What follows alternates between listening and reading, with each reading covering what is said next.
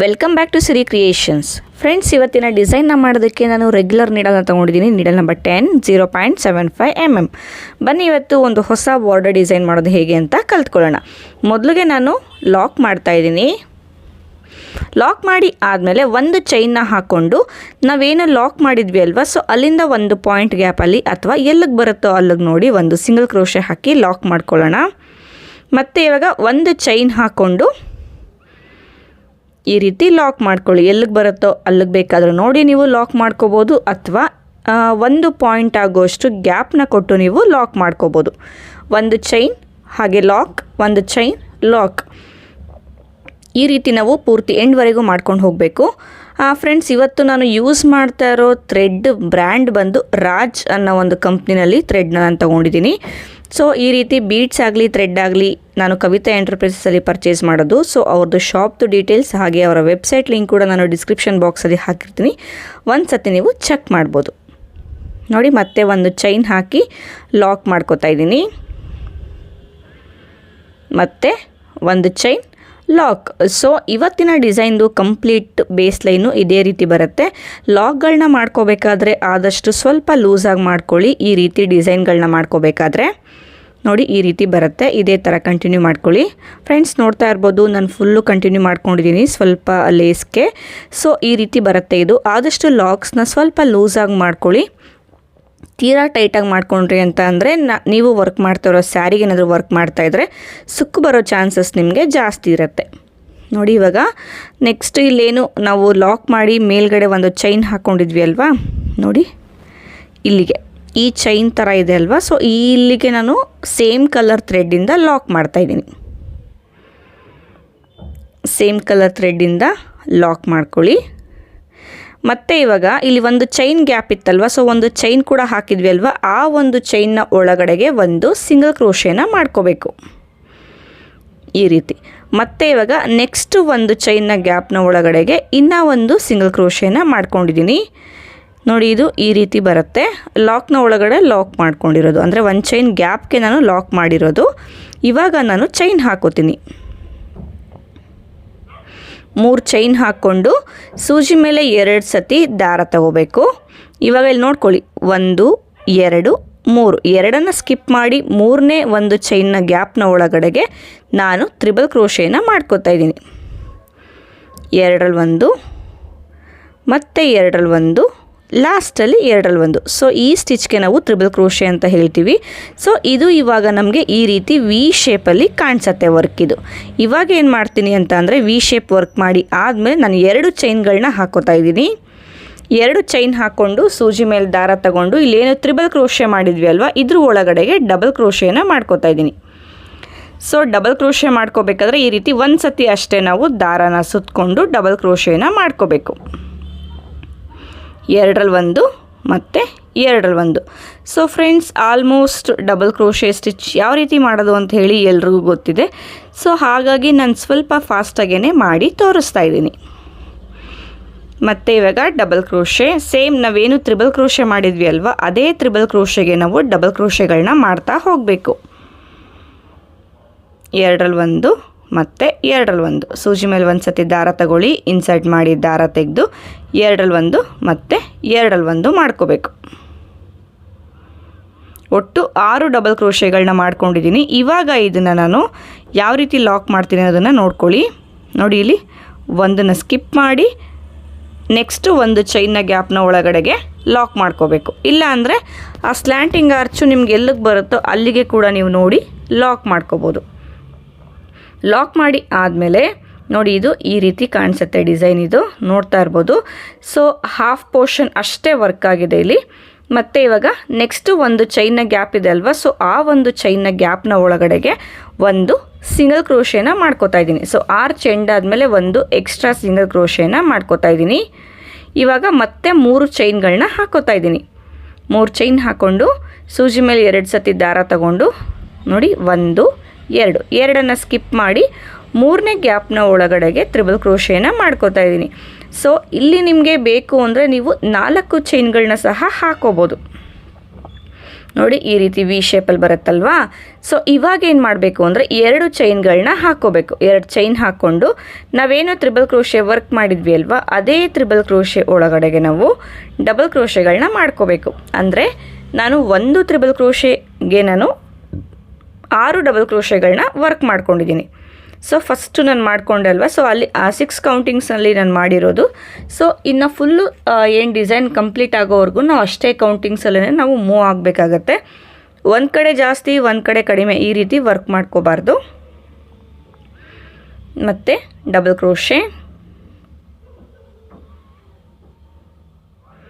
ಇವಾಗ ಇಲ್ಲೇನು ನಾವು 6 ಡಬಲ್ ಕ್ರೋಶೆಗಳನ್ನ ವರ್ಕ್ ಮಾಡ್ತೀವಿ ಅಲ್ವಾ, ಸೊ ನೋಡಿ ಇಲ್ಲಿ 6ನೇ ಡಬಲ್ ಕ್ರೋಶೆನ ವರ್ಕ್ ಮಾಡ್ತಾಯಿದ್ದೀನಿ. 6ನೇ ಡಬಲ್ ಕ್ರೋಶೆ ವರ್ಕ್ ಮಾಡಾದಮೇಲೆ ನೋಡಿ ಇಲ್ಲಿ ಒಂದನ್ನು ಸ್ಕಿಪ್ ಮಾಡಿ ಇನ್ನೊಂದಕ್ಕೆ ಲಾಕ್ ಮಾಡಿ ಅಂತ ಅಂದೆ. ಇಲ್ಲ ಅಂದರೆ ಡೈರೆಕ್ಟಾಗಿ ನೀವು ಸ್ಲ್ಯಾಂಟಿಂಗ್ ಆರ್ಚ್ನ ಬೆಂಡ್ ಮಾಡಿಕೊಂಡು ಎಲ್ಲಿಗೆ ಬರುತ್ತೋ ಅಲ್ಲಿಗೆ ನೋಡಿ ಕೂಡ ನೀವು ಲಾಕ್ ಮಾಡ್ಕೋಬೋದು. ಈ ರೀತಿ ಲಾಕ್ ಮಾಡಿ ಆದಮೇಲೆ ಪಕ್ಕದಲ್ಲಿ ಒಂದು ಚೈನ್ನ ಗ್ಯಾಪ್ಗೆ ಇನ್ನೂ ಒಂದು ಎಕ್ಸ್ಟ್ರಾ ಲಾಕ್ ಅಂದರೆ ಸಿಂಗಲ್ ಕ್ರೋಶೆನ ಮಾಡ್ಕೋಬೇಕು. ಅದನ್ನು ಯಾವುದೇ ಕಾರಣಕ್ಕೂ ಮಿಸ್ ಮಾಡ್ಕೋಬಾರ್ದು. ಮತ್ತು 3 ಚೈನ್ ಹಾಕ್ಕೊಂಡು ನೋಡಿ ಇಲ್ಲಿ 1 2 3 ಮೂರನೇ ಗ್ಯಾಪ್ನ ಒಳಗಡೆಗೆ ತ್ರಿಬಲ್ ಕ್ರೋಶೆನ ಮಾಡ್ಕೋಬೋದು. ಸೊ ಇಲ್ಲಿ ನಾನು 3 ಚೈನ್ ಹಾಕಿರೋ ಜಾಗದಲ್ಲಿ ಬೇಕು ಅಂತ ನೀವು 4 ಚೈನ್ಗಳನ್ನ ಸಹ ಹಾಕ್ಕೋಬೋದು. ನೋಡಿ ಇದು ಈ ರೀತಿ ಬರುತ್ತೆ. ಇದೇ ಥರ ಪೂರ್ತಿ ಕಂಟಿನ್ಯೂ ಮಾಡ್ಕೊಳ್ಳಿ ಫ್ರೆಂಡ್ಸ್. ನೋಡ್ತಾ ಇರ್ಬೋದು ನೋಡಿ ನಾನು ಕಂಪ್ಲೀಟ್ ಮಾಡ್ಕೊಂಡಿದ್ದೀನಿ ಎಂಡ್ವರೆಗೂ ಇದೇ ರೀತಿ. ನೋಡಿ ಈ ರೀತಿ ಬಂದಿದೆ.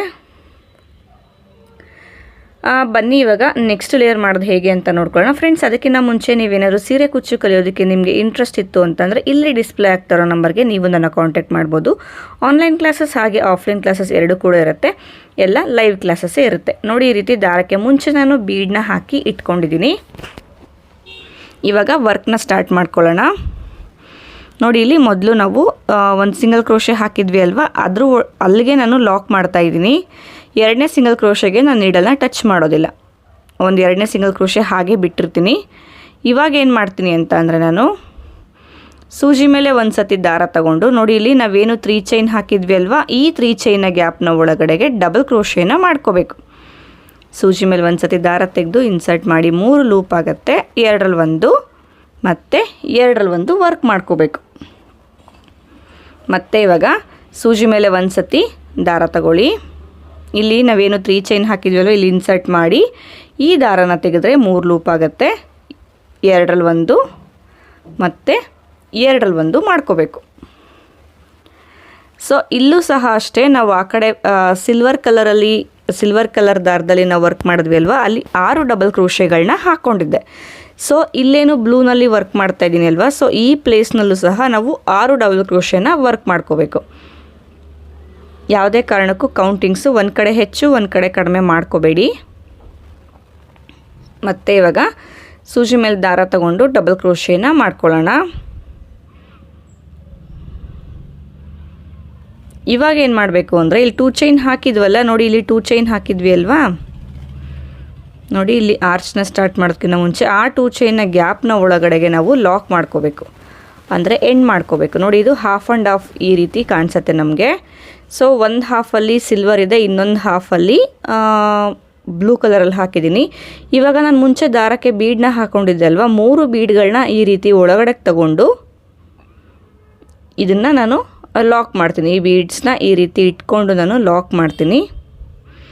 ಲಾಕ್ ಮಾಡಿ ಆದಮೇಲೆ ಬೀಡನ್ನ ಈ ರೀತಿ ಸರಿಸ್ಕೊಂಡು ಇಲ್ಲಿ ಮೊದಲನೇ ಡಬಲ್ ಕ್ರೋಶೆ ಇದೆ ಅಲ್ವಾ, ಈ ಮೊದಲನೇ ಡಬಲ್ ಕ್ರೋಶೆ ಮೇಲ್ಗಡೆ ಬರೋ ಚೈನ್ಗೆ ನಾನು ಲಾಕ್ ಮಾಡ್ಕೋತೀನಿ. ಲಾಕ್ ಮಾಡಿ ಆದಮೇಲೆ ಮತ್ತೆ ಇವಾಗ ನೆಕ್ಸ್ಟ್ ಡಬಲ್ ಕ್ರೋಶೆ ಮೇಲೆ ಕೂಡ ಚೈನ್ ಇದೆ ಅಲ್ವಾ, ಸೊ ಅಲ್ಲೂ ಕೂಡ ಒಂದು ಸಿಂಗಲ್ ಕ್ರೋಶೆ ಅಥವಾ ಲಾಕ್, ಮತ್ತು ನೆಕ್ಸ್ಟು ಕಂಬದ ಮೇಲಿರೋ ಚೈನ್ಗೆ ಒಂದು ಲಾಕು. ಸೊ ಇದೇ ಥರ purple line complete 6 double crochet ಮೇಲೆ ನಾವು 6 ಲಾಕ್ಗಳನ್ನ ಹಾಕೋಬೇಕು.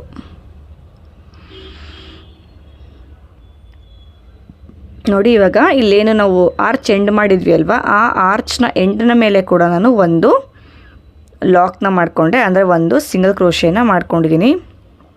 ನೋಡಿ ಇದು ಆರ್ಚು ಈ ರೀತಿ ಬರುತ್ತೆ. ಸೊ ಇದು ಸ್ವಲ್ಪ ತೀರಾ ಟೈಟಾಗಿ ಮಾಡಿಕೊಂಡ್ರೆ ಬೀಡ್ಗಳು ಬೆಂಡ್ ಆಗೋ ಚಾನ್ಸಸ್ ಇರುತ್ತೆ. ಸೊ ಹಾಗಾಗಿ ಲಾಕ್ ಮಾಡ್ಕೋಬೇಕಾದ್ರೆ ಸ್ವಲ್ಪ ಲೂಸಾಗೇ ಈ ಪಾರ್ಟ್ನ ನೀವು ಲಾಕ್ ಮಾಡ್ಕೋಬೇಕು. ನೋಡಿ ಇದು ಈ ರೀತಿ ಬರುತ್ತೆ. ಮತ್ತು ಇವಾಗ ನಾನೇನು ಮಾಡ್ತೀನಿ ಅಂದರೆ ಇಲ್ಲಿಂದಾನೇ ನಾನು ಇಲ್ಲಿ 3 ಚೈನ್ ಇತ್ತಲ್ವ, ಈ 3 ಚೈನ್ನ ಗ್ಯಾಪ್ನ ಒಳಗಡೆಗೆ ಡಬಲ್ ಕ್ರೋಶೇನ ಮಾಡ್ಕೋತೀನಿ.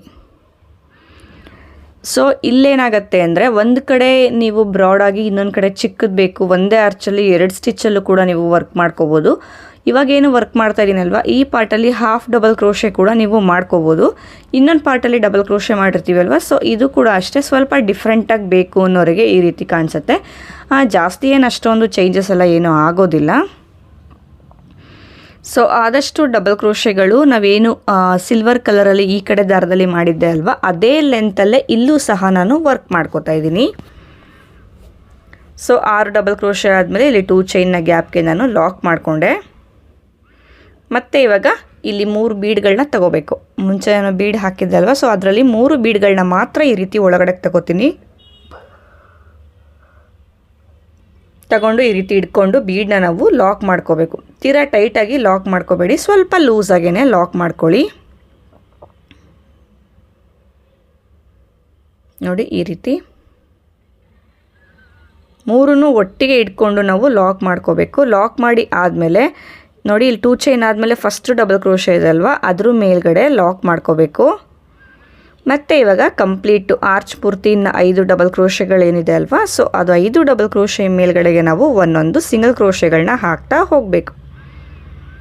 ಸೊ ಇಲ್ಲಿ ಬೀಡನ್ನ ಸ್ವಲ್ಪ ಲೂಸಾಗಿ ಲಾಕ್ ಮಾಡಿಕೊಂಡ್ರೆ ಕರೆಕ್ಟಾಗಿ ಬರುತ್ತೆ. ತೀರಾ ಟೈಟಾಗಿ ಮಾಡಿಕೊಂಡ್ರೆ ಬೀಡು ನಿಮಗೆ ಫೋಲ್ಡ್ ಆಗೋ ಚಾನ್ಸಸ್ಸು ತುಂಬ ಇರುತ್ತೆ. ಸೊ ಹಾಗಾಗಿ ನೋಡಿಕೊಂಡು ಬೀಡನ್ನ ಲಾಕ್ ಮಾಡ್ಕೊಳ್ಳಿ.